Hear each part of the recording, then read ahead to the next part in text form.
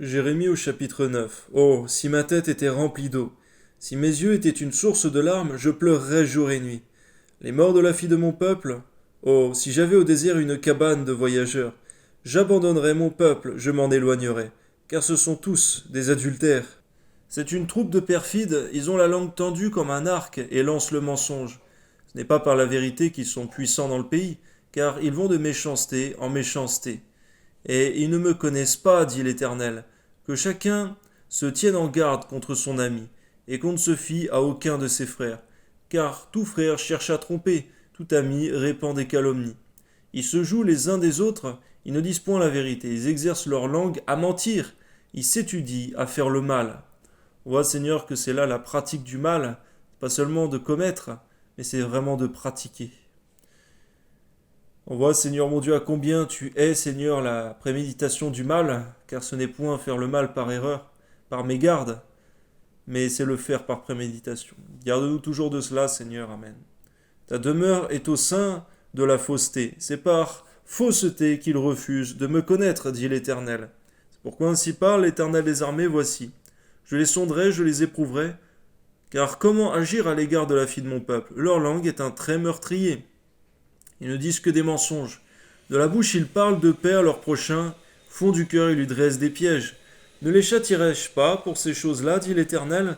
Ne me vengerai-je pas d'une pareille nation? Sur les montagnes je veux pleurer, gémir, sur les plaies du peuple, je prononce une complainte. Car elles sont brûlées, personne n'y passe. Je n'y prends plus la voix, on n'y entend plus la voix des troupeaux. Les oiseaux du ciel et les bêtes ont pris la fuite, ont disparu. Je ferai de Jérusalem un monceau de ruines, un repère de chacals, et j'y réduirai les villes de Juda en un désert sans habitants. Où est l'homme sage qui comprenne ces choses, qu'il dise celui à qui la bouche de l'Éternel a parlé. Pourquoi le pays est-il détruit, brûlé comme un désert où personne ne passe? L'Éternel dit, c'est parce qu'ils ont abandonné ma loi que j'avais mise devant eux, parce qu'ils n'ont point écouté ma voix et qu'ils ne l'ont point suivie. On voit, Seigneur, qu'effectivement écouter ta voix est une chose, et obéir en est une autre, mais pour obéir, il faut l'écouter, la recevoir, s'en nourrir abondamment. Merci pour ta parole, Seigneur. Amen. Parce qu'ils ont suivi les penchants de leur cœur, qui sont allés après les Baals, comme leurs pères le leur ont appris. C'est pourquoi ainsi parle l'Éternel des armées, le Dieu d'Israël. Voici, je vais nourrir ce peuple d'absinthe, je lui ferai boire des eaux empoisonnées. On voit, Seigneur, que les rétrogrades, Seigneur mon Dieu, ceux qui ont fait alliance avec toi et qui se retournent dans le monde, Seigneur, ils partent loin de toi. Mais cependant, tu ne les oublies point. Tu t'irrites, Seigneur mon Dieu, envers eux, Seigneur, tu les appelles à toi. Tu les châties aussi également pour qu'ils reviennent.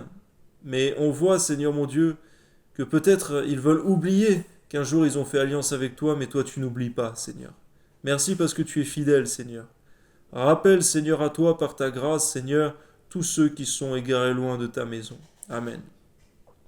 Je les disperserai parmi des nations que n'ont connues ni eux ni leurs pères, et j'enverrai derrière eux l'épée jusqu'à ce que je les ai exterminés. Ainsi parle l'Éternel des armées. Cherchez, appelez les pleureuses et qu'elles viennent. Envoyez vers les femmes habiles et qu'elles viennent. Qu'elles se hâtent de dire sur nous une complainte, et que les larmes tombent de nos yeux, que l'eau coule de nos paupières, car des cris lamentables se font entendre de Sion. Et quoi? Nous sommes détruits? Nous sommes couverts de honte? Il nous faut abandonner le pays. On a renversé nos demeures, femmes. Écoutez la parole de l'Éternel, et que votre oreille saisisse ce que dit sa bouche. Apprenez à vos filles des chants de lugubres. Enseignez-vous des complaintes les unes aux autres, car la mort est montée par nos fenêtres. Elle a pénétré dans nos palais. Elle extermine les enfants dans la rue. Les jeunes gens sur les places dit ainsi parle l'Éternel. Les cadavres des hommes tomberont comme du fumier sur les champs, comme tombe derrière le moissonneur une gerbe que personne ne ramasse. Ainsi parle l'Éternel, que le sage ne se glorifie pas de sa sagesse, que le fort ne se glorifie pas de sa force, que le riche ne se glorifie pas de sa richesse, mais que celui qui se glorifie d'avoir de l'intelligence et de me connaître, de savoir que je suis l'Éternel, qui exerce la bonté, le droit, la justice sur la terre, car c'est à cela que je prends plaisir, dit l'Éternel. Oui, donne-nous de nous savoir, nous glorifier des bonnes choses, Amen, et non de devenir hautains, fanfarons ou orgueilleux, Amen. Voici les jours viennent, dit l'Éternel, où je châtierai tous les circoncis qui ne le sont pas de cœur. On voit, Seigneur, que l'importance n'est pas d'être circoncis selon la chair. C'est vrai, ça l'était dans l'Ancienne Alliance, mais aujourd'hui, c'est la circoncision de cœur qui t'intéresse. Amen.